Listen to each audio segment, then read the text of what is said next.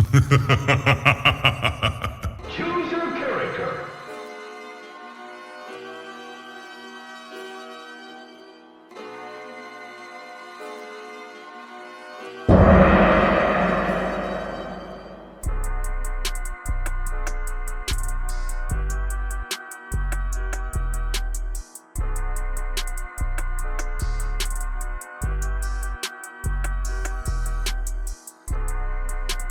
Round one. All right. Welcome back to the Geekset podcast, the only podcast that blend hip-hop culture and geek culture together. I'm your boy Deuces, and this is One-on-One with Deuces, the place where I speak to creators, curators, and people that you should know. And right now, man, I am excited to have this brother on. I came across his work probably like 2-3 years ago. And, you know, it's just one of the things, like you see somebody grow, you see their growth, you see everything that they're doing. But I am talking with David Crownson, creator of Harriet Tubman Demon Slayer, plus a whole lot of other stuff we'll get into. But how you doing, brother? I'm good, man. How are you? Man, I'm doing great, man. You know, just trying to stay creative, trying to stay more active. You know, where the pandemic is never going to stop, so it's like it's impacting everything.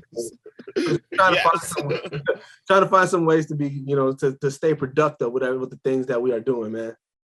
Yeah, man, and just staying like focused and grounded and creative, because you know, like this whole thing, man, it can either dull you creatively or inspire you creatively.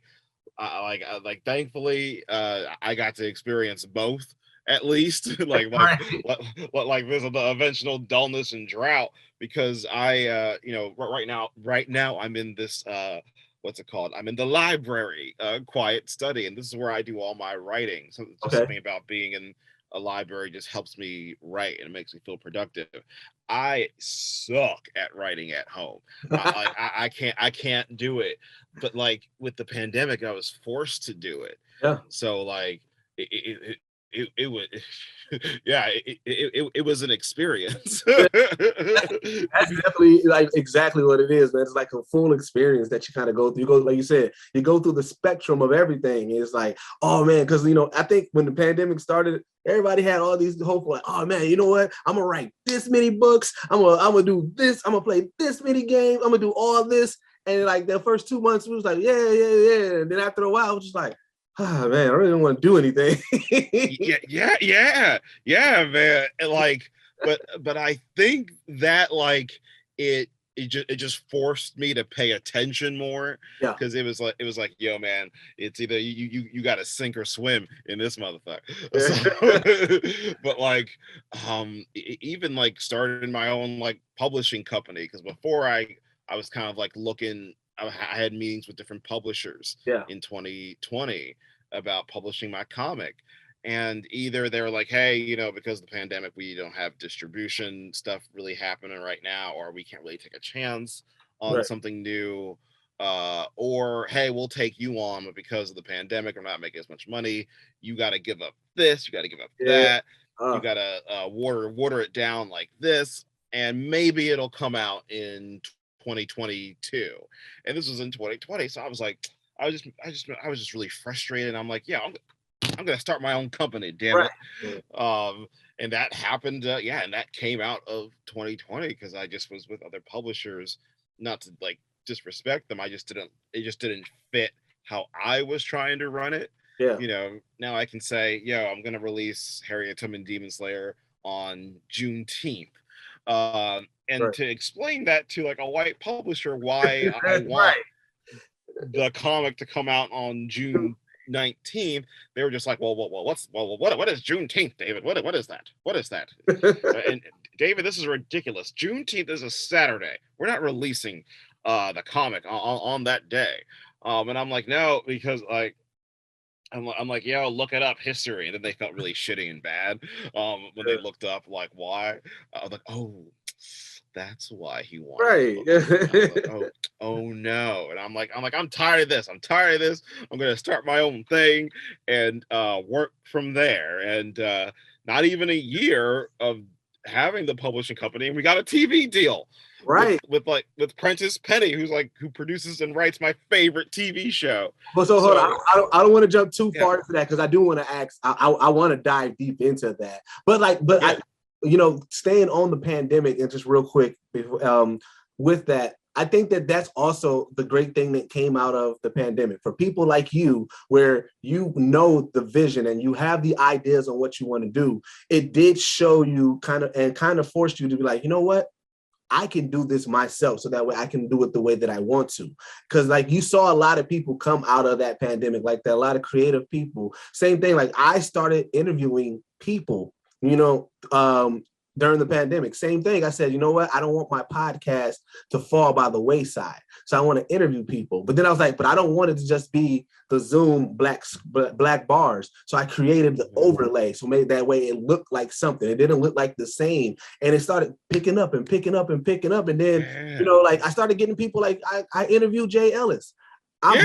My podcast, we don't have a major network behind us. We don't have a major name pushing us. We don't have any of that. We don't have nobody saying, hey man, you need to rock with Geekset. We don't have nobody promoting us. It's us. So to me, I was like, this is crazy. Like, but it came again from the pandemic. Like, I was like, I want to do this. You know what? Let me just do it. All I got to do is coordinate time with people because everybody's at home. This is at the beginning of the pandemic. I'm like, everybody's at home. Nobody's doing nothing. Let me just let them know, hey, I need 45 minutes of your time on Zoom. That's all I need from you. Let's talk. And it created just this amazing thing. And so it's like, it was the gift and the curse. The gift and the curse of the pandemic is like, yeah, you were originally pitching, but now you're like, you know what, I'm gonna do my own, and you created your own production company, and you started being able to do the things that you want to do your way, and your way led to your success, and that to me was like amazing because you got to see, like, oh, you know what, I can actually do this. I can, I can get this right. Yeah, and like I was afraid of it for the longest time, and I had opportunities to start this company years ago, but I was afraid of like the amount of work, and I was afraid like, oh, what if I fail, or I'm like I need like a big person backing me. But then I realized, especially during this pandemic, I'm like, oh, they need us, like the innovative, independent people who are creative. They need us more than we need them. They just have a little bit more money and like reach, right? And if we just kind of stay as consistent as we can, eventually you do get to play in that space. Because I thought, okay, if I'm with this publisher, like this publisher has a Netflix deal, maybe they can like do this and generate more money and more income. Well, I'm like, okay, let me just be dope all by myself, damn it. And, like, let me just do this shit and flip the table. I don't like these deals. Go ahead. No, I was gonna say, so I got this theory that, like, everybody got a little bit of petty in them, right? A little bit of petty in them. So do you ever think back on that literary agent that told you to stay in your lane, for you to be like, remember that? Now look where I'm at. oh, yes. Like I was, I try to be, because this is a hard journey. I try to be as like humble about it. Like, I think I posted my like 10-year challenge thing, and I was like, 10 years ago, I was working at Olive Garden, and I was considered the worst waiter at Olive Garden. And like, keep it real, like I was a terrible waiter, because like that shit is stressful. And like people, and also like the server industry, people are kind of racist towards like Black men, like especially when it comes to serving food. More on that story for another time. But like, I just kind of was like a little down in the dumps, because I'm like, oh, I made this proclamation, I'm gonna do this. Shit, like now what? And then like, my friend Sebastian Jones introduced me to Prentice Penny, and Prentice Penny said, hey, like I really like this, and I think this would make a great TV show. I think we should develop this for TV. Like, what do you think? And he said like everything that like I would want to hear from a fan. And he's not just a fan of it, he's a fan with influence and ways of elevating what I've already kind of laid the groundwork for. And I did, when that literary agent was just like, there's no way He didn't say this, but like in my head, it just sounded like he was like, "There's no way your black ass is ever going to be in the same vicinity of a Robert Kirkman or Right. Todd McFarlane. It's never going to happen. So just take whatever scraps you can get. Yeah. All right. If this ends up being a $50,000 small budget show on BET, just take it, because you will never. This Right. is like in 2016, 2017. So like Black Panther wasn't out Right. yet. You know, and Spider-Verse wasn't out yet. Yeah. You know, so he just and it hurt because it was another like black literary agent. You know, so that like hurt like a little deeper. And I just remembered, like, I came out and I was just like, I'm like, I will get my revenge, which is like silly. To be like, I will get my revenge. I'm like, yeah, let me not worry about this low vibrating dude. Let me just focus on making my thing cool and focus on the work that I enjoy doing. And eventually someone will take notice. Someone that I like will take notice. Mm-hmm. But oh yeah, and like there was definitely like other publishers who, there was one publisher who wanted me to severely water my comic book down. And it was just like, hey, we got to have more scenes of Harriet being whipped because of character development. They want,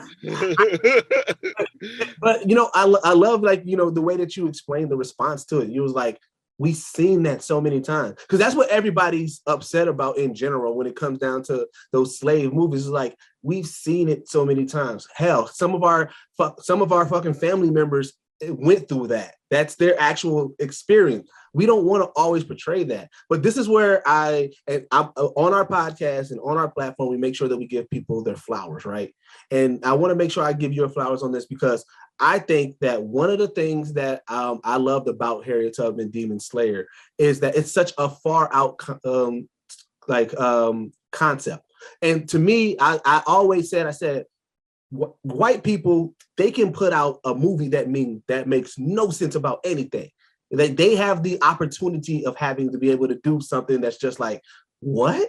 And I was like, I want that same thing for us. I was like, yes, you know, some of them are trash. Some white people will put out some stuff and you'll see it. And it's like, this is the most weird, like, this is the most craziest idea. And this movie was trash. But they have the luxury of doing that, where we always have to have the luxury of everything got to be great. But I was like, but everything also has to be like rooted into something. So where I'm giving you your flowers is when I think of Lovecraft Country, right? And I think of how bizarre that was. It was like, I went in thinking it was going to be one thing, and it was just this like, whoa, what is all this? And I said, I love Misha Green for putting together something that it doesn't have to be what we've seen before. This is something a completely crazy concept that turned out dope. I love that about Harriet Tubman Demon Slayer. I'm like, no, we don't have to have the 12 years of slaves aspect. We don't got to have the full whip. Like, no, let's have Harriet Tubman fuck up some demons and vampires, and let's just do it and watch this greatness of this concept that you didn't even think about.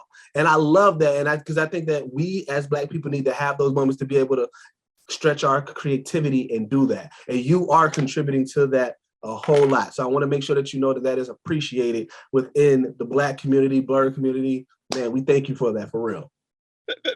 Thank you, man. Thank you. Appreciate it. Like, I thank you. Thank you. Because like I really believe that, like, you know, we can do other things and do things that are outside the box. And I think someone was kind of this one dude was like, yo, I can't believe you making a comic book about slavery. And I'm like, yo, I'm not making a comic book about slavery. Because I'm obsessed with this quote where it says slavery is white history, and how we escaped it and overcame it is Black history. And like that's what I'm like trying to do every time I sit down to write Harriet Tubman Demon Slayer. Yeah. And just fully exploring the three-dimensionality of human beings who are disenfranchised prisoners, right? And then turning them into demon slayers, and moving past that. But yeah, people like, and also like really exploring Harriet Tubman and what do I have to say about this woman, and also getting really grounded in the fact that this was a person who really existed, who went through these experiences. Yes, the demons and vampires, it's of my own fantasy and imagination, but like for me, I wanted to at least research and kind of really treat this, and I know it sounds silly, but like to treat it as like, okay, as a biopic as much as I can, Mm-hmm. and get really grounded in the feat and the experience of what this woman had to go through, Right. uh and also just finding out little quirks about her personality too, because there isn't much about her personality that I could find. It was a struggle to find some stuff Yeah. because she yeah, because she kept everything like it was a very private operation, because it was literally life or death. Right. um like, and she was the most wanted, most like the most wanted person in America at some point, was considered like dangerous, Mm-hmm. not just for considered stealing, what people said, oh, she's stealing property, which is crazy to think of it like that, but like she was inspiring people, like it spread, you know. But also finding out she had a sense of humor helped me out a lot, because Yeah. I've always seen images of just Harriet Tubman and she's like serious, And she got the stoic and face. yeah, just the stoic, like this ain't no game picture. So I'm like, all right, like I guess I'll write this one. I'm like, no, it's making her like really one dimensional. Like I gotta like really explore the three dimensionality of this, uh of this human being who had this very crazy, scary ass experience. And I'm like, oh, like that's a hero who can still like get up and do this and lead and crack jokes, you know, Yeah. in the face of like the ultimate adversity and the Yeah. ultimate monster of slavery. Like I'm like, yo, like that is my hero. Like shit, I get anxiety if I'm driving on a crazy highway, you know, like I could not do that shit. Well, like I'm afraid of 5-year-old children. Like, like Harriet Tubman's leading. And I love like this new emergence of what we are seeing, because we started seeing Harriet Tubman kind of like a superhero. I remember Key and Peele sketch; they had her as this like, amazing parkour type of person. Harriet Tubman Yeah. parkour, and now we got her fighting demons. It's like, yes, let's fantasize and like yes, we know the story, we know the historical of it, but let's also take these historical people and turn them into superheroes that kick ass and do these amazing feats as well. In addition to that, we ain't taking away from it. We're just like, we're adding to the lore. Yes, Harriet Tubman can do parkour and she can fight demons and she can fight vampires. Like, yes, I love that. Exactly. Harriet Tubman is fighting demons, witches, vampires, and white supremacy all at the same time. And like everyone's like, yo, like, and like white supremacy is an equal, I think, an equal or even more of like a demon there, because like there's a head demon, you know, mild spoilers, who takes on like when he can basically change his look, and he changes his look to be like this like beautiful blonde haired blue-eyed white man. When he's like walking around Texas, he could literally look like anybody, but he knows. He knows, and that's his own like little racism thing, is like, oh, like I am not getting in here if I am, you know, dressing up as like a negra, or anyone that is toned skin. Like I gotta fit in and get these opportunities. So he like just disguised himself as like, you know, like a handsome, tall, successful looking white man, just to like pass through. You know, he's really this like giant, scary looking like demon. But yeah, man. And then like even just like the inception of the idea for the for Harriet Tubman. You went back home, you went back to Ghana, West Africa, you know, with your family. You're watching a Harriet Tubman documentary. You got excited to watch this Hansel and Gretel witch hunter, which turned out to be trash. It's like this conception of this idea, it rooted in so much dopeness that is like, oh my God. Like, so it's like, I got inspired because I was in this space where I didn't have any internet. So I had to resort to just watching movies with, and everybody, we're all movie buffs anyways, but you're watching the movie, watching movies, watching documentaries, and you get inspired. And then I think this is like the cherry on top. It's like the fact that you got inspired and all you had was the name, the idea. And then as soon as when you get back home to the States, the first thing that you see is a book that says how to write a comic book. And it's like, it's like the world was like, yes, now let's put you on your path. Here you go. Like, I thought that was such a dope story on how that came about. Did you ever, I know you told the story, but have you memorialized that moment, those situations like that, to actually see how that portrayed and how that pushed you towards it? Yeah, man, because Ghana plays a big part in the inception of it, and this overpriced bookstore in the airport plays a big part. And like Brian Michael Bendis, who's also like one of my favorite comic book writers, he's the one who wrote the book. It's called Words for Pictures. And like, it just kind of made me go, I'm like, all right, like at first I wasn't thinking like now I'm kind of like, wow, like that happened. At the time I wasn't thinking like, oh, I'm going to do this thing. I just thought, oh, this is a fun idea and I just want to do it. Right. I think it's fun. And like, I think like once I met Cortland and I said, hey, I have this idea for a comic book. I see your art. I think it's dope. He's like, oh, what's the comic book? I said, it's called Harriet Tubman Demon Slayer. And he's like, yo, we're gonna get in trouble. Let's do it. And then when he drew the cover of issue 1, I was like, all right, cool. I think we got something.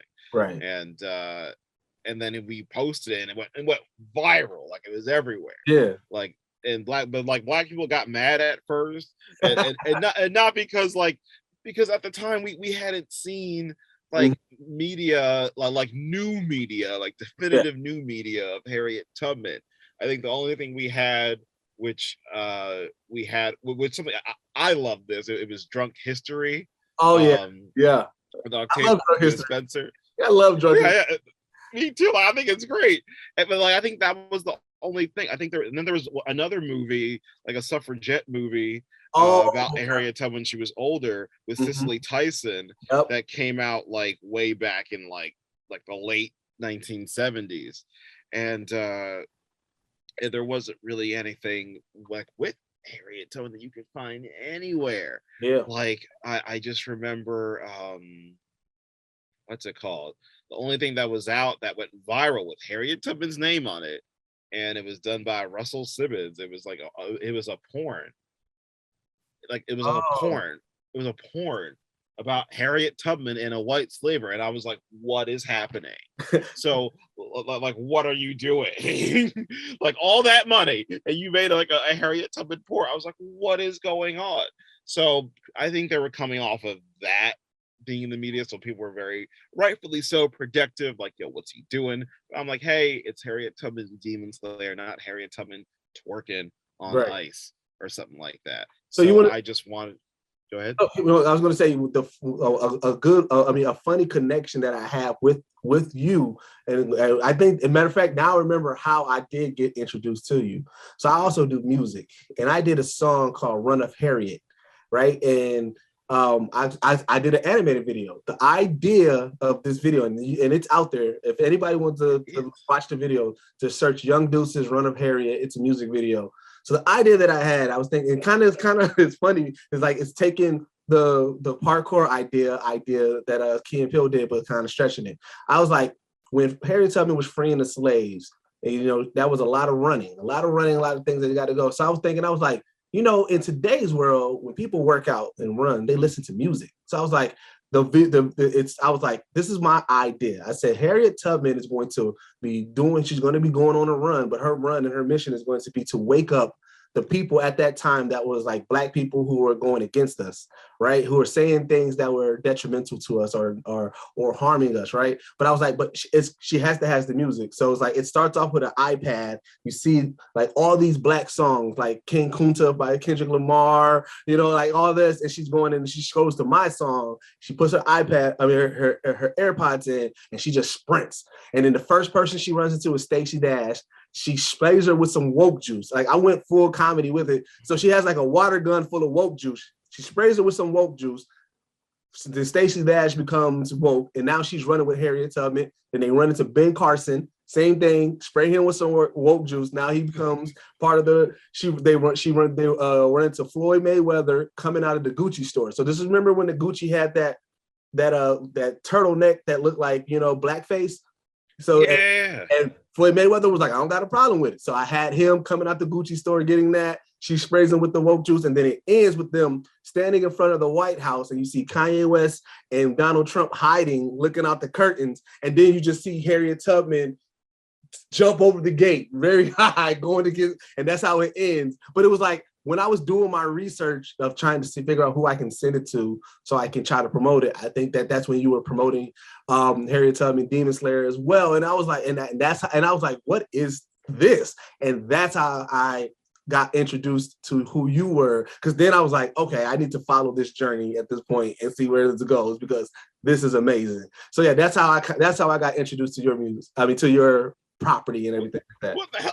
Can I see this? Can you like send this to me? Is this done? Can I watch it? I definitely I need to see this. The whole time I was just like, this is great. But I love the idea. But look at that. Look at how we are viewing Harriet Tubman. It goes exactly what you're saying. We didn't have nothing, and now the new media, we're like, no, we see Harriet Tubman as this badass person doing all of this. Like, it's like, it's in addition to all the badass stuff that she already did. It's like again, furthering the lore, bringing it up. Like, hey, Harriet Tubman can do everything. I love that, like, new media. And the fact that we are Blerds running it. It's not somebody that's not of our culture. It's us doing this and creating these amazing stories with it. So it's like, I think that, like, at first glance, people are gonna be like, what is this? Like you said. But then as you start going into it, it's like, all right, I really love Harriet Tubman Demon Slayer. yeah, because people were mad, and then they took a chance to like read it. And then, at least get to know me as a person. Sure. And but some people are going to be committed to being negative, because I think one dude, he was like, yo, this is dumb, this is corny, and you're corny too, and I hate this book. And I'm like, all right, dude, like, I think you should just read the comic. Like, have you read the comic? Nah, I haven't read the comic, but like, you corny, and I don't like the book. And I'm like, well, you haven't read it, so like, you should like, dude, like, put your money where your mouth is. The book is $3 on Amazon at the time for a digital copy. Like buy it and let me know what you think. Right. And then he was like, all right. And then he read it. He like bought it and read it. And then he was like, the art was good. Story was good, but you still corny. And like,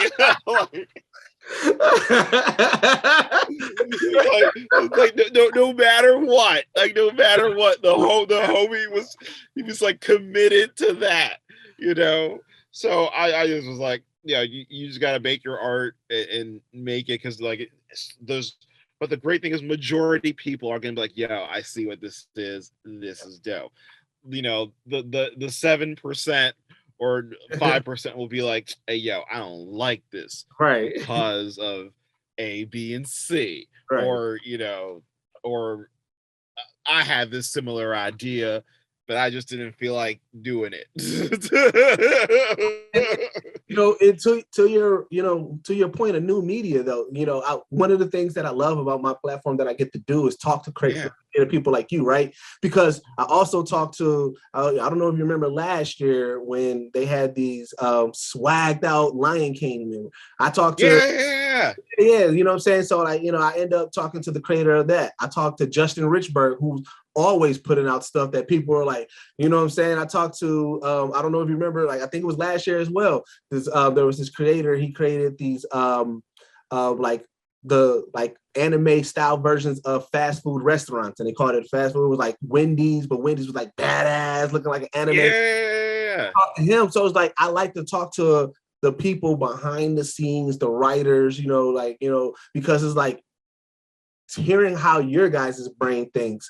It's so amazing to me, because it's like, damn, I didn't even think about that. And it's funny because like when it happens, you'll see people repost and be like, man, I love our people. Or it's like, yes, this is something that Black people would have thought about, or, this is something that, that we would have thought about, because it's like, when you think about Harriet Tubman Demon Slayer, again, showing that the Blerd community, Black community, we love anime, we love things like this, we love this action cartoons and stuff like that, and that we can get passionate about it. But the way that we see it is going to be way different from any other culture. It's like, yes, we would see Harriet Tubman as this demon slayer and stuff like that. Like, a lot of other people that probably won't touch it is the ones that are going to be like, we gotta take history serious, right? Like, these are historical things that we got to take serious. It's like, but it's still serious. We're not joking on her.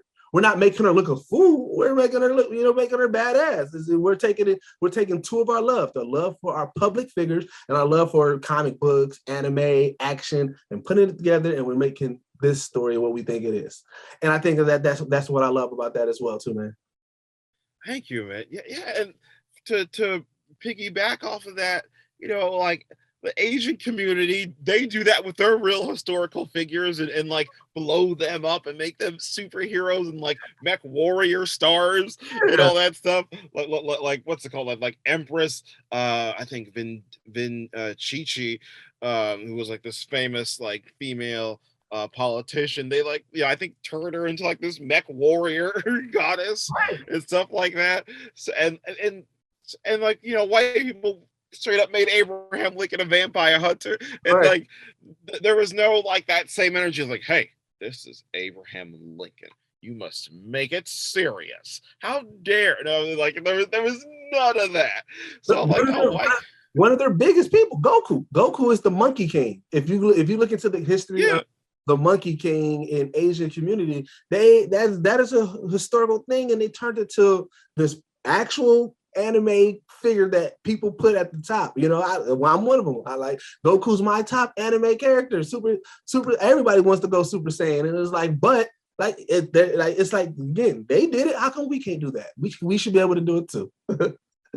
Exactly. I'm like, Harriet Tubman is already a hero in her own right. Let me celebrate her as this full-blown superhero, and also as like a writer. It really just explore like the three-dimensionality of it, because like I still want to like tell a story, I still want to like say like something about this amazing human being, and like, and both like good and also like her flaws. This is still a person, and I think that makes it watchable if you show like things she's insecure about, things she's scared of. Like, I'm sure Harriet Tubman experienced fear during this, like a lot of it, but still had to like put on like the face and facade, because if she's like terrified and scared, then everyone she's leading is gonna like be like, I don't know about this, and she's like, no, I gotta keep this going. Man, I just think Black people, we should just be given those opportunities to entertain and have fun. Like, I think someone got mad, but then they laughed at it later. Like, there's a scene, mild spoilers for Harriet Tubman Demon Slayer, where slaves and they're picking cotton, and usually in these slave movies that they start singing the Negroes, a famous Negro spiritual, but like they always have like the best singer in the world who is singing this. And like I was in church one day, and I was like I was focusing on this beginning of like this chapter, and no disrespect to this guy at my church, he's a terrible singer. And I just was like, yeah, what if you were like picking cotton and brother Jenkins was singing? And so I made it that this dude's a terrible singer, because I just thought it was funny. And then they comment on it, it's like, yo, you're a terrible singer, like we haven't terrible enough, can you please stop? like who gave you this like thing to do it? But and also like, and because I think that's funny, and it's not like putting down a person or depleting the story, and just showing like still the three-dimensionality of us as human beings in this like in this disenfranchised season. Right. And also, you think in Black culture, we roast each other. If your best friend, you're gonna roast them, and if your best friend is messing up the song, you're gonna be like, hey man, I'm gonna need you to stop. Like, you know. Yes. like that's what I love about us as a people. Yeah. And that's in every like part of Black culture, Yeah. whether it's in what's it called? And if you're based here in America, Yeah. if you're based in like London or you're based in Africa, like all types of Black, that's just what we do. Yeah. we like roast each other, and like it'll humble us, and then we get better. Yeah. You know, like there's a funny meme, and I think it shows like it's like two different memes of like Jay-Z, and he's like laughing, then Jay-Z when he's like angry. And the one where he's laughing, it's like Black people roasting Little Bow Wow when he like lied about his like how he was flexing on a car or a flight, but then he was in like a Spirit Airways thing because he just didn't have the money to. And like a bunch of Black people were just roasting the living shit out of him, like in a loving, funny way, not trying to like destroy him. It was just like, yo, like all in the spirit of good fun. But then like white people started doing it, and we were like, whoa. You can't do that. Hold up. It's like, yo, calm the fuck down. Right. You know, like that is our Bow Wow. We will properly like make fun of our cousin. It's like we'll make fun of our family member, but like, yo, anyone outside this family is not allowed to do this. Right. So like that's what I love us. Did I forget the clacker out there? I'm just gonna clap. You have brought it too. I know, I'm just gonna clap. I'm mad because I was definitely expecting you to get it. I mean, I could quickly go grab it. Just clap. 1, 2, 3. All right, man. Welcome back to the Geekset podcast, the only podcast that blend hip-hop culture and geek culture together. I'm your boy Deuces in the building. With me, I got my man Liv. What up? It's Liberace. It's the Puerto Rican Santa. The spiccato playing, beat making, motherfucking legendary ass Puerto Rican. Sofrito Papi, and we back. As always, I got my man Bacardi in the building. Randolph today. Konnichiwa, bitches. You know what I'm saying? Oh my God. I hate all of this. I hate all of it. What's good, everybody? How we doing today? And we got Didge in the building. What is happening, people? What's happening, people? What is happening, people? What is happening, people? He's out the booth. But it's like I said, we are expanding. We are doing more. So they say make sure you go to youtube.com/Geekset. Follow us on all social media at Geekset Podcast on every social media. And rating reviews in, man. We are rating reviewers on Facebook, rating reviewers on Apple iTunes, rating reviewers on Spotify, Google Podcasts, whatever platform you're looking at. Give us some ratings, let us know. And then again, this is the only podcast that blend hip hop culture and geek culture together. We are out. Peace.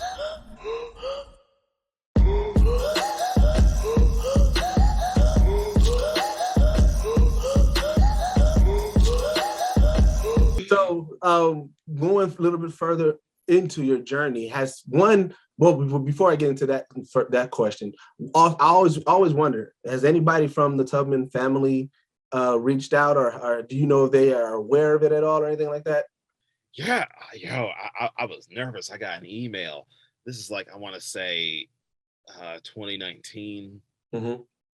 And I got like 2 emails from 2 different, a lot of her family members are like college professors, which I find like interesting. Like a lot of her, from what there's like a whole lineage, but everyone that I've encountered is usually like working at a college somewhere. They all work. A lot of them are like professors, and they're all really successful, which makes me like feel great. But they've reached out, and then I was like, shit. At first I was like nervous because I'm like, I had just like raised the money on Kickstarter, right? And then some Black people had just kind of been like, yo, what the fuck is he doing? And then they like eventually read and they liked it. But then I got an email, and the first line was like, "Hi, I am the great like niece of Harriet Tubman, or I'm the great nephew of Harriet Tubman, and you're making a comic book about my family member." And I was like, shit. I was like, oh no, like what's gonna happen? Because that was the first line. I'm like, like, okay, well, I was like in panic mode. I'm like, okay, they can't sue me because it's public domain. And also I was like going through it in my head. And then I'm like, they can say terrible, mean things about me, and I will be like sad. Right. But like they were just like, yo, this is cool. And I was like, like, hey, it's like, yeah, we think this is great. Like, you should make this a TV show or like a movie. And I was like, I'm trying. Like, this is like back in like 2018, 2019.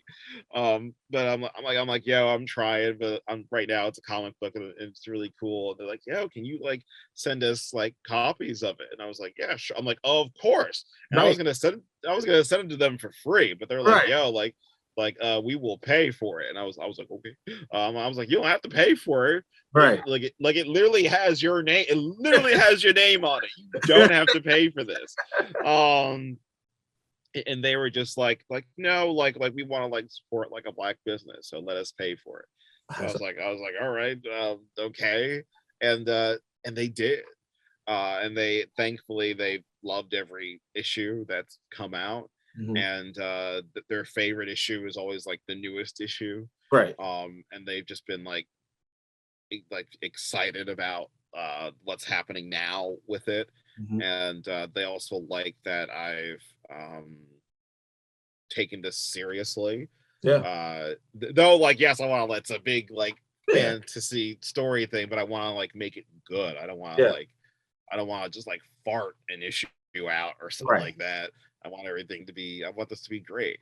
And so I'm grateful that they've just been supportive and excited about it. And I have their seal of approval and there's a lot of failures, but I'm glad that like everyone that's seen it or heard of it has been like, oh, like this was cool. And we like that what you're doing. And I was like, oh, thank God. I was like, woo. I always wonder that because it's like, again, it's not a parody of her. And there's not anything meant to make her look in a bad light. So, I always, that's always the thing when it comes down to creativity and dealing with actual people. It's like, man, I hope they see the vision that I have, that, what it is. So I always ask that because I was like, I love to hear when a family or, the family, actually embraces it and goes with that. Because then it also it clears that for you. It's like, what I'm saying? Because like you said, the first thing that your illustrator told you was like, how are we going to get in trouble for this? So even though you have that, you're constantly thinking about it until you got those emails. So now you're like, okay, I can breathe there. I can continue down my creativity path because I know that right now the family is rocking with me. They're liking what I'm doing and everything like that. And I think that that's dope because, now, like you said, as the evolution, I got a chance to interview Sebastian as well. He was an amazing person. And so the fact that, your connection through Sebastian actually led you to Prentice and helped you out with that as well. Like, that's so dope. So how did the connection with Sebastian happen with you and him? Yeah, I think at the time, I think we met way back in, I want to say 2018. And I was looking for like publishing opportunities for my comic at the time. And I was just kind of talking with different publishers, and him and I met and we got along great. And I think he wasn't at the time, I think his submissions for his company were closed at the time, but we just stayed in touch and like became like really good friends. And he would always like call me and like we would talk and he would give me like good advice. And I think whenever I was like going through something with different publishers, he would always say like, hey, I think you should just start your own company. Like I went through the same thing you went through and I just started my own company because I kind of like, running things. And now he's like, hey, now I'm doing a TV show with Prentice Penny and with HBO. Right. So I think you should do that. And he always like suggested it, but I was always like really scared and nervous about it. Like it took a global pandemic for it to happen. I'm really sorry that this had to happen. But yeah, I think it kind of started when him and Prentice had been working really well together on developing his comic book series Niobe for HBO. And I think Prentice was kind of getting in the space of wanting to do big budget television shows, and he was going to be moving from HBO over to Disney, and so I think Prentice was just like, hey, let's develop other like IPs and make them into TV shows, basically. And I think so. And this was perfect timing. This was perfect timing because like I had just started the company, and something, chapter 5 of my book was coming out, and because chapter 5 of my book was coming out, and I'm like, yo, I should make a commercial for my comic. It just came out. I was like, I gotta direct it, you know? And so me and my friends got together and we made on a shoestring budget, on a very shoestring ass budget, like a couple $100, and we shot it in like 8 hours. I think we shot it from 6 p.m. till I want to say 1 in the morning. And it was very stressful because again, like we're doing this, and also we're still in the pandemic. You can find the commercial. I directed it, and my friend Lex came all the way from North Carolina to be the cinematographer on it, and it came out really good. It came out great, and I just loved it. And what's it called? Like my friend, like the awesome Tiara Baxter, she played Harriet Tubman in it, and we got all the clothes from like this thrift place, and we like sewed it and like stitched it. Like my mom made her head wrap and everything, but it came out like, even though it was a very shoestring, couple $100 spent, like it came out really good, and I think I had posted it, you know, in connection to like, oh, chapter 5 is out, and it kind of like went viral in some places, and Sebastian saw it, and this is right when he was getting ready to like do this. He's like, he called me and he's like, hey, so what's going on with Harriet Tubman Demon Slayer? Are you doing anything? What's going on? And I just was like, oh, you know, like I'm talking to people, you know, but like I don't think anything's gonna happen. And he was like, hey, like what if I introduced you to like me and Prentice are getting ready to do something. What if like we all kind of work together and make something happen? And I was like, yeah, sure, of course. Like you was gonna say, nah, I'm good on that one. I'm good on that one. yeah, and then this was like months later, and then didn't hear anything. And so I was just kind of, and then like, you know, they were just really interested, and they just were like, yeah, we think this book is great, and we think it could be something. Like, what do you think? What do you think? And I like, yo, Deuces, I really wish that I could say that I was very like content and grounded and professional. like, you know, I really wish I could sit here and say that I was like Sebastian. And like Sebastian's a very sophisticated, grounded, professional dude. I really wish that I was like that. I wish I could tell you that, but no, I was mad niggerish. It was terrible. I was like, yes, of course. I was like, yes, nigga, make my shit. I think I probably said something like that. And I was like, shit. Oh no. But thankfully, like Prentice was like laughing or whatever. Yeah. I learned that watching a whole lot of interviews with Prentice and everything like that. Like that's why I love about y'all.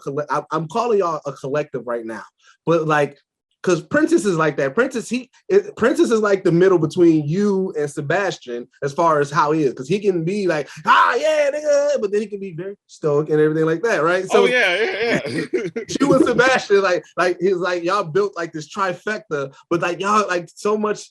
When I saw that you guys all three were working, because like I said, I've been introduced to Sebastian's work, and at first, you know, like I didn't put 2 and 2 together. I knew that he was working with Prentice, and then I was like, oh wait, because like I got more, I was more identifying Harriet Tubman Demon Slayer, and I never really put two and two together into the creator. Even though I was seeing you, like your name didn't stick in my head until I put it together. I said, oh shit, that's bro. So now I'm like, oh man, this is a dope ass collective, because I'm loving everything that Prentice is doing and what he's empowering. And I was loving Sebastian and the work that he's doing, because I told him in the interview, I said, when your show comes out, this is a show that I watch, because I've been, I'm all into the Marvel universe, and I go to Screen Crush.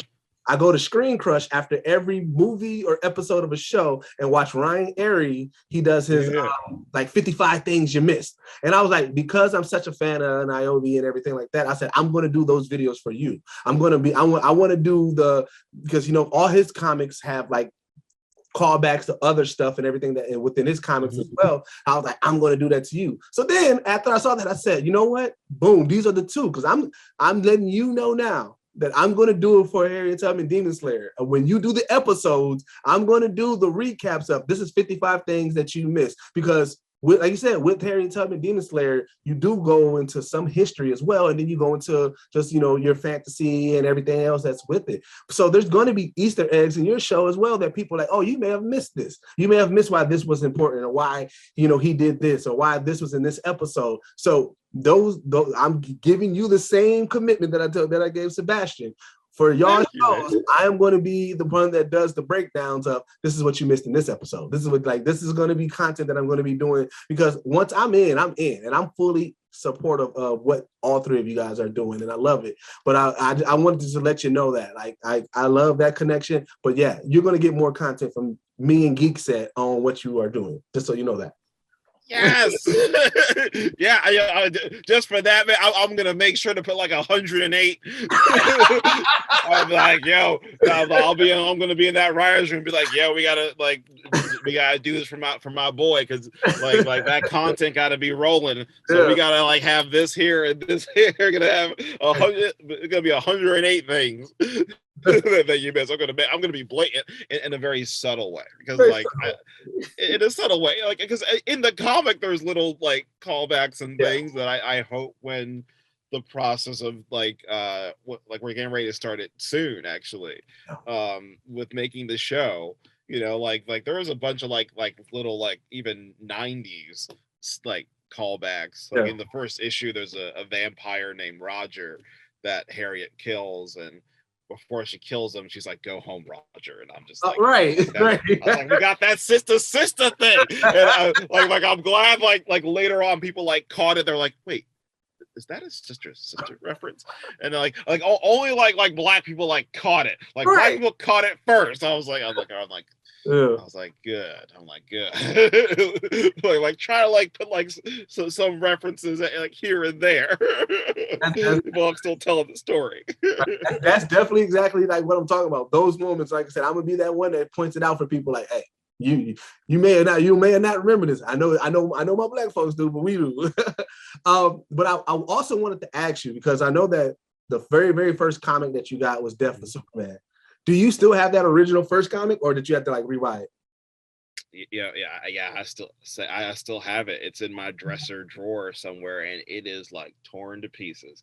It is tattered, because I read it man, I was a weird kid. I read it every single day. I think I was 6 years old when it came out, and I would just read it. Because I learned how to read from that comic. Most people learn how to read. Most normal kids learn how to read from motherfucking Bearsting Bears, which I read that too, or Madeline or some shit, or all these Judy Blume books. But I'm like, nah, I gotta read about Superman getting his ass whooped. And I just I read it every single day. And I wasn't as deep. That's the only comic I had at the time. Yeah. So in my head, I'm like, damn, the good guys lose. Right. Damn, I did not know that was a possibility or in the cards. I thought because I grew up watching lots of Disney movies. I'm like, all right, they're gonna be fine in the third act, but very silly of me to be like, oh, okay, they're just the spoilers in the damn title. Let's call it Death of Superman, nigga. Come on. But but yeah, I just like, wow, he's dead. He's never coming back. You know, but wow, like there's no Superman. Like there's no Superman in the world. Because even like around that time, this was a serious thing. Like it was on like the news. It was on the news. Yeah. like no idea. Like we forget how like it was like one of the first things that was on like CNN or whatever, on like cable news. It was like Superman has been killed. And they like treated this, because I think this was also around like the time like Princess Diana had like died as well. So like it was like if Twitter was around, if Twitter was around, it would be like Princess Di was like #1 trending, and like Superman was like #2 trending as far as like people who like had died. Like it was like an actual human being. Like that's how deep Superman is to us, you know. So yeah, I like read that every single day, and I still have it. It's extremely thumbed through because I got it in like 1990 something. But you know what? It's like it's one of those things again. I you know, when you watch like rappers like build their own studio, they always have that moment like, oh yeah, and this was the mic that I used to use in my basement, and you know what I'm saying, I still use it to this day, right? So it's like I always think about that, like, you know, when, you know, as things continue to grow, you have this relic that you can memorialize, put into something or something like that. Like it is part of your history now. You have that, you know, it's like, hey, this was my influence, and I still have the original thing that directly influenced me. Like that's amazing that you were able to still keep it that way. And I think the wear and tear, it shows like, yeah, no, this was it. This was my start. And I didn't even, through my research, I don't think I ever heard you tell anybody that that's what taught you how to read as well. To me, like that's like that. There's so much story within that book. Like it is crazy that there's so much story within that book, and you have the original one. You have that original thing that kind of catapulted and launched things for you. Yes. I was like thinking about that. I was like, you know, I gotta put that comic book somewhere, like on a plaque somewhere. It's my, you're right. It is my intro into comic books, and it's my intro into like reading and like learning language. You know, because people kind of look down on comics like, oh my god, there's pictures in it. It's like, no, but it just taught. It's one of the first things that'll teach you story. And I think as human beings, we're just creatures of story. Even like, you know, begin in very simple beginning, middle, and end. And even how we tell a story with pacing and how we see the world. You know, like again, like I learned like how to read from like a Superman comic, you know, and I think I did really well in like language and literature when I was a child, because like, you know, I learned how to read at a faster rate just from this comic book, and I'm grateful for that, and I'm glad like around that time it was like really looked down upon that I like was reading comics. Like I can't believe. Like I can't believe David Crownson has on his favorite books is Death of Superman and Ultimate Spider-Man, Batman Broken Back, and Daredevil Man Without Fear. I'm really mad that these are David's favorite books. David's favorite books should be Huckleberry Finn or some bullshit. I don't know.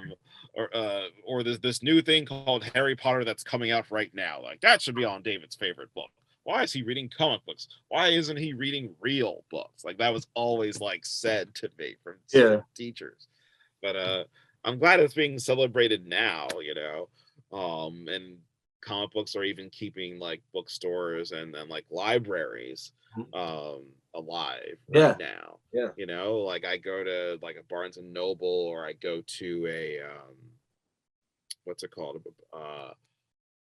Or like here in the live, there's like a big giant section devoted to comic books, and it's always busy there, you know. So don't sleep on comic books, everybody. Don't sleep on comic books. During your journey, have you ran into Dan Jurgens yet to be able to tell him the story? No, I haven't yet. I gotta like that's something I want to do. I want to be like, yo, you're the like, you're the reason why I'm here, bitch. Like, well, I actually I did. There's a writer. His name is J. Michael Straczynski.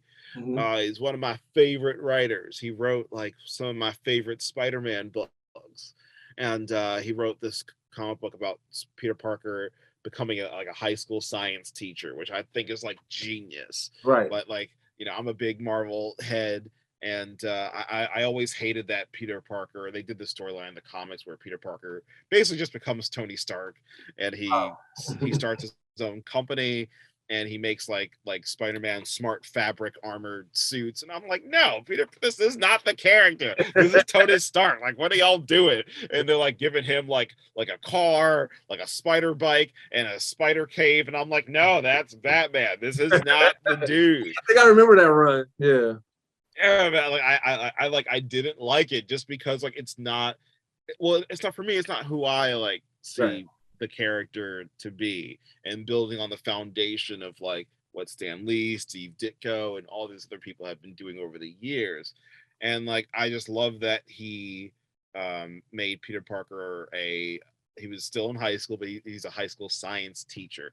Yeah. And not even like the definitive high school science teacher. He's like the substitute high school science teacher. He could really be great, but like, it's like, yeah, where the fuck was Peter Parker? He was supposed to teach class at 11 o'clock. Like, where is Peter Parker? Oh shit, look, Spider-Man's fighting Scorpion in Midtown New York. That's crazy shit. And but so he has like, he can't like fully be the hero he would want to be. Or the Peter Parker he would want to be. Yeah. But yeah, but going back to that, J. Michael Straczynski was like a hero of mine, and I was having like severe writer's block one day, and I just was like, I think I tweeted at him. I was like, I would like to thank J. Michael. Now Dan Jurgens is on Twitter, so maybe I'll do this. But I just was like, I would like to thank J. Michael Straczynski for keeping me up at night, writing my comic. Thanks a lot for being fucking brilliant, or some shit. Right. and now and I'm sorry for cursing. I curse a lot. But I just was like, I'm like, man, thanks a lot for being great. And then he was like, I am so sorry. he's like, I am so sorry. Like, I'm glad, like, your book looks great, but I'm sorry that you're like up till 3 a.m. like doing editing and rewriting, try to get some sleep. And like get some coffee in the morning. Good luck and everything. And so I was like, oh, that's cool. So, but like, yeah, now Dan Jurgens, he's been on Twitter since 2019, 2020. I think so. I'm gonna do that. We're gonna manifest and bring that into it. Yeah, so I'm gonna thank you, brother. And be like, yo, at Young Deuces gave me this idea. And just be like, I'm gonna go home. And just like, I'm gonna just dig through the book and just like, it is really like torn to pieces. It's like really like, it is really old. I gotta like work on that. But yeah, man, thank you. I'm gonna do that.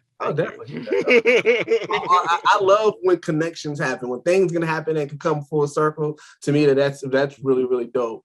All right, so 2 segments before I get you out of here was we have one, we do the top 5s, right? And I want to get, because of your love for comic books and specific comic book runs, I want to get, what are your top 5 comic book runs? It doesn't have to be in order, but just storylines or runs that you loved.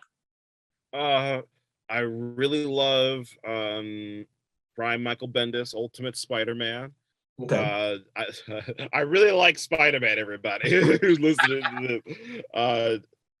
Yeah, Brian Michael Bendis, his entire Ultimate Spider-Man run in both Peter Parker and Miles Morales.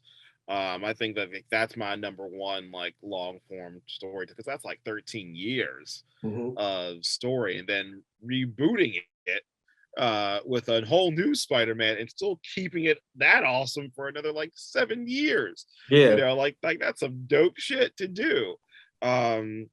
And Invincible, Robert Kirkman is like it is like crack. Like I think like damn, like I went through a whole thing where I went through like severe writer's block.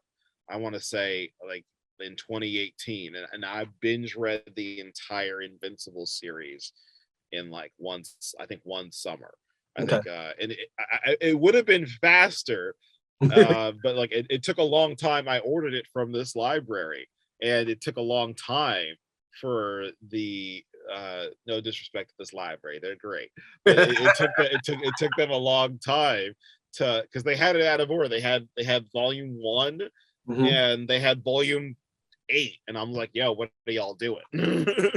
He's like, y'all gotta get it in order. So like, I binged. So Robert Kirkman, Invincible, J. Michael Straczynski for his entire Spider-Man run, Dan Jurgens for both Death and Return of Superman. Yeah.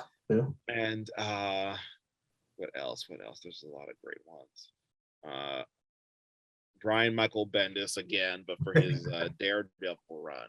Okay. Because like he did a crazy thing where, like, you know, this is before Spider-Man No Way Home. Yeah. This is before even the Marvel Cinematic Universe. Like, a secret identity was a big deal. That was the basis. That was the basis of it. Yeah, people who found out who you are, it's like, oh shit, they found out who you are. But he did a thing where he made it that Daredevil's identity, Matt Murdock, his identity leaked, and like the whole world found out that he was Daredevil. Yeah, I remember that. So he would like deny it because he's like, I'm blind. Like, what the fuck is going on? But then people were like, yo, fuck that. We live in a world where there's like Galactus and there's there's X-Men in this world. You're Daredevil. so he just is denying it, and then he has to like deal with like going to work and having to deal with like people attacking him and all this other stuff. So like, I thought that was cool because it wasn't just like they revealed his identity. It's like, and there wasn't like a thing where they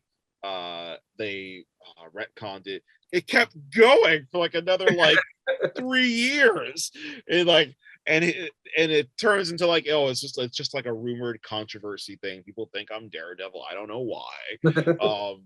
And just keeping that going, you know. So like, yeah, it's like that. So let's see what I'd say. I said Brian Michael Bendis twice, J. Michael Straczynski, Dan Jurgens, and what did I said Invincible. Yeah, that's fine. Yeah. All right. So another top 5, just a little bit more of fun, because you said you also grew up on a lot of cartoons. What's your top 5 childhood cartoons? X-Men, Batman, Spider-Man, Tiny Toon Adventures. Oh, Tiny Toon. And yes, Tiny Toon Adventures is my shit. And The Simpsons. Oh, that's a solid list. All right. So the last segment that we do is recommendation. It could be something that you're watching, reading, listening to, but something that you think that our fans and our viewers should check out. South Side on HBO Max. I love that. So funny. I think my girlfriend introduced me to it, and I've just been like, I'm not even fully caught up on it yet. Because like it's, you can literally start anywhere. Yeah. I think she started me on like season 2, and I just like busted out like laughing. Right. I was like, yo, this is funny as hell. And like and like most usually with like black comics, they're like, yo, we gotta tell the story. Yeah. Something deep. But they're just like, yo, we're just gonna like make you laugh. We are here only to make you laugh. You know what? It kind of goes back to what I said earlier. You know what I'm saying? White people have the luxury of being able to create Seinfeld. Now, Seinfeld is a masterpiece show, but it's truly a show about nothing. But black people, we gotta have a story. If we don't have a story, our shows are not going to quote unquote make it. I love Southside because it is a black version of Seinfeld in my eyes. It is a show, yes. But it is amazing. Because like there's no chronological story. It's just like, hey, this episode, the Jordans are coming out, and also it's a high crime rate for the police. So let's talk about that. All right, so this episode, the two brothers, they're gonna have a competition because they really got a little beef going on. This episode, You know what? You know, she wants to show her school that she fresh now, even though they going to a funeral. Like, I just love like how random it was. Every episode was so amazing. Yeah, like every moment is funny. Like there's never like I will have to rewind to rewatch things because I was like, yo, that was fun. Like, I like missed a whole scene because I was laughing so hard. So yeah, I highly recommend Southside. I hope it comes back for a season 3. I'm only like I'm on episode like 9 for season 1, and you can start anywhere because every episode is just like funny. And you know, I the way my mind goes, I think about syndication. I said, you know how there's so many shows that could just play, and no matter what, it just plays. Southside is building up one of those shows that like it can syndicate later on in life, and it could be just, oh man, Southside is always on TBS. Like anytime, like how we got Big Bang Theory, and like how you can just watch them, and it's like no matter what, it's just a random episodes on for like, you know, they'll show 4 episodes in 2 hours, just randomly on TBS. A Big Bang Theory, The Office, stuff like that. Now, I think Southside is one of the newer shows that I can see that happening in 20 years. 20 years later on, like it's one of those shows. I really like that show a lot. I do. Yeah, man. And like there's no like big stars on the show. It's all people from Chicago. You know, and like I think the cast and the crew all from Chicago. Yeah, and like it just like it just brings you in, and like everything is funny. Like and taking like heart attack serious. Like there's an episode, like you've probably seen it, where like this dude wants to bring in like his barbecue chicken to place. It's like a spades competition. and he's like, yo, like I made this chicken, like I want to bring it myself. And they're like, yo, man, you can't bring that in here. Then he like sneaks his own chicken in and like puts it like in a wrapping paper because like, yo, I'm gonna want. Like, I laughed so hard at that episode. Oh my god, I was laughing so hard at that episode. Dude, like god tier comedy, like so funny. Like I'm like, yo, please. Like I demand to see like I hope they're on for like another like 5 or 6 seasons because it's so funny. But yes, everyone, please watch Southside. It is hilarious. Please watch it. They can make more of it. It's so damn good. All right. So, what can you tell us that's coming? I know that you know the more and more things go well for you, the more and more things get tight knit that you can talk about. So what can you talk about? What can we let the people know to look for from coming from you? Issue 6 of Harriet Tubman Demon Slayer comes out next week.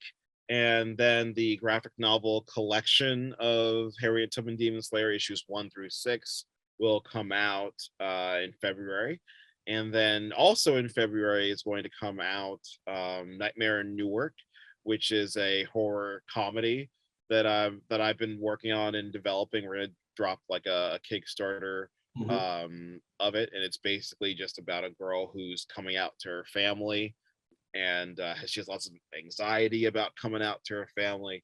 And in the middle of her coming out to her family, an alien invasion just like erupts in her town. So she has to like survive this alien invasion and like come out to her black ass family. And hilarity and horror ensues. And you know, more cool announcements that I can't talk about Harriet Tubman Demon Slayer being developed for television with Prentice Penny. Will be announced later on in 2022, just kind of like where you can watch it, and who might be partnered with me on working on it. And yeah. so yeah. You know what I love about Nightmare in Newark is every time you explain it, and I don't know if you do this intentionally, you start off and it sounds so serious, like, you know, it's this girl, she's dealing with, you know, coming out with her family, and she's having this anxiety about it, and then alien explodes. It's like you go into it, you're like, yeah, and then it's like, wait, what? I don't know if you do that intentionally, but and that's how I hear it in my head every time you explain it. And I think I love that's how I think the comic is I'm proud to say, before any aliens or anything happens, the comic is already kind of funny on its own a little bit. Okay. And I took inspiration just from Friday and even from Insecure, which like I feel weird saying because like Prentice Penny is working on it. I'm like, hey man, like I promise, like I've always been like a fan because I felt weird being like, I'm a big fan of your show, but I had to like be like, let me like be like Sebastian. I'm like, I can't be like Sebastian. I was like, yo, like I'm sorry, like I love this show, I love what you do, brother, everything you do is dope, and I've taken examples and samples just from and being inspired from the way they tell stories, but yeah, the comic is just kind of it's still a grounded comedy drama. And then this crazy fantastical thing happens, and that's kind of how I want to tell those stories where it's like a serious grounded thing, and then it gets crazy heightened. You know, like we because Black people, we don't really get those opportunities. You know, it must be crazy. It must be a grounded, serious thing. And even though crazy shit happens, it is still a grounded, serious thing. You know. Or it can be like it's just a crazy, funny, zany thing. I'm like no, we can do both. We can do both. Damn it! Oh shoot, we are more than capable. But so one last thing, and this is more so just to kind of something that you just said, and this is why I make sure that I do this on my podcast. I truly am a fan of yours, man. And I truly am. And that's why I showed that excitement when I was talking about Harriet Tubman Demon Slayer and what I took from it and why I love it. And I want to normalize that. I feel like a lot of people do have that initial thought, like, all right, I got to be stoic. I can't tell people I'm their fan. And I'm like, nah, fan out. And then we can get to regular work. And that's how I've been doing that on every one of my interviews.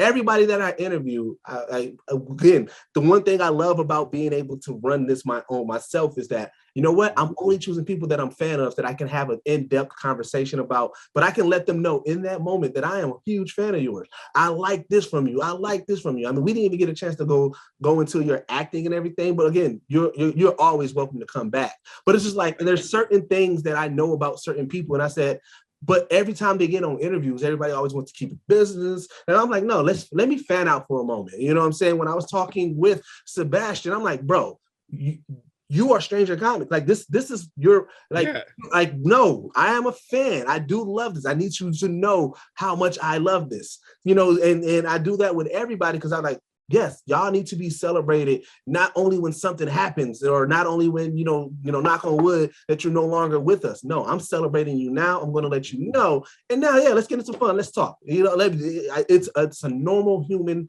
feeling. Let me let you know how much you're. So it's like, you know, same thing. You know, I've been fortunate enough to talk to some people at high levels, and I'm like, nah, let me let them know. You know, I got one. I think the two moments that I really had those fan moments, I was blessed to talk to Phil Lamar and Deborah Wilson within the same week on my ad. And I said, no. Before we go, let me let you guys know who you are. And that right now, this is a surreal moment to me. I'm sitting here having a conversation with you, and you are saying my name. You're like, this is like, no, I need you to know that this is epic. This is epic to me. And now we can have some regular conversations. And it's like, I think people, because people have that mindset, some creators, actors, celebrities, they feel like, oh, you know what? I never had that. I did have people either just fan out or I had people who keep it business, but that hybrid of it is like, oh, I like this because you know what? Because, you know, they know when people are fans. So when you are holding it in, it creates an awkward moment. It's like it's not organic. But if you get it out, like how you said, you got it out, Prentice is like, hey, cool, yeah, y'all still working. It's because you was able to get it out. And now y'all interactions don't remain awkward because you got it out. Now it's like, okay, yes. Yeah. And so like, I want to normalize that. I want people to know that it's okay. If you meet somebody that you are a true fan of or something, get it out. And then whatever else purpose that you want to have with that person or anything like that, you can have it. But show them that love, show them that you appreciate their work, man. So yeah, I just wanted to make sure I touched on that. Hey, thank you, man. Yeah, like yeah, because I think it's just being authentic and being your most authentic self, and like you being hype, like that's who you are, you know, and just being like yo, man, if I can be real about it, if I can be real about it, you know, like that, like because authenticity just leads to connection. Yeah. And I thank you for just allowing a space where people can feel and be their authentic selves. Like this is great. Like it just feels like I'm hanging out with like one of my buddies and just kind of just catching up and nerding out about like cool things and fun things. So thank you for like having me on, and thank you for being like enthusiastic, and thank you for being a fan. But like thank you. Like I am a fan, man. So thank you so much for having me and just allowing this space to for us to be our authentic, enthusiastic, well thought out, but also loud and niggerish. Thank you. Where can my people find you at, man? All right. You can follow me on Twitter at D Crownson. Follow my personal Instagram at D Crownson again. For all developments and announcements for Harriet Tubman Demon Slayer. You can like us on Facebook at Harriet Tubman Demon Slayer. It's the only one you'll find. Follow us at Harriet Tubman _Demon Slayer. And if you want to buy my comic, please do. You can go to Kingwood Comics, which is my company, kingwoodcomics.com. And follow us, Kingwood Comics, on Instagram as well. And we have a Facebook fan page as well. And there's going to be cool, awesome announcements coming soon from that. Awesome. All right. So this has been One-on-One with Deuces. I've been your boy Deuces. This has been the amazing David Crownson. We are out. Peace.